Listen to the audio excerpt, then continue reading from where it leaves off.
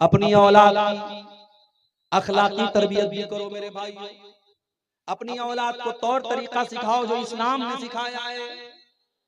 हजरत लुकमान को देखो अपने बच्चे से क्या कहते हैं, या बुनैया ला तमशि फिल अर्ज़ि मरहा, कहते हैं मेरे बच्चे तू जमीन में अकड़ करके न चलना।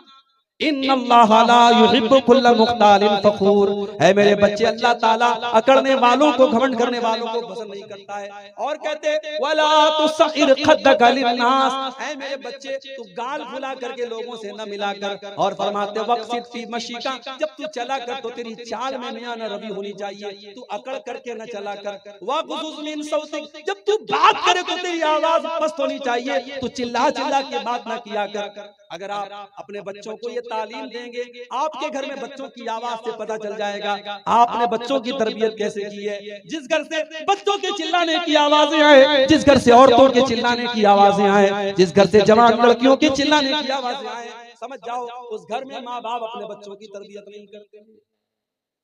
मोहल्ले के और गांव के लड़के आपके घर में आते हैं, आप अपनी बेटी से कहते अंदर चली, बेटी से कहते पर्दा कर, ये गांव का लड़का है, मोहल्ले का लड़का है, बहुत अच्छी बात है। आपकी लड़की जवान हो गई, आपने मोहल्ले के लोगों से, गांव के लोगों से पर्दा कराया।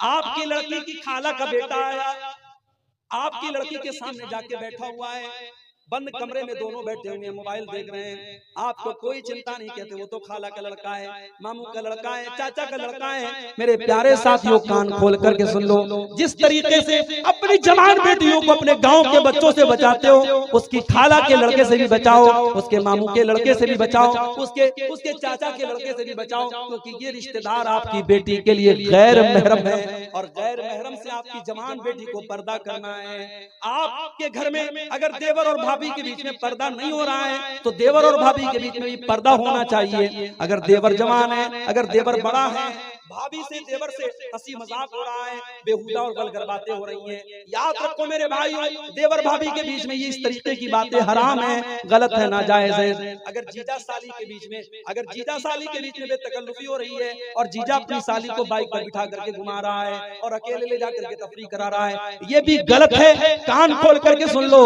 ये भी गलत है। अल्लाह के नबी फरमाते हैं इय्याकुम वद्दुखूल अला निसा, गैर महरम औरतों के पास न जाया करो। साहबा ने कहा अल्लाह के नबी, क्या देवर अपनी भाभी के पास भी नहीं जा सकता? क्या जीजा अपनी साली के पास भी नहीं जा सकता?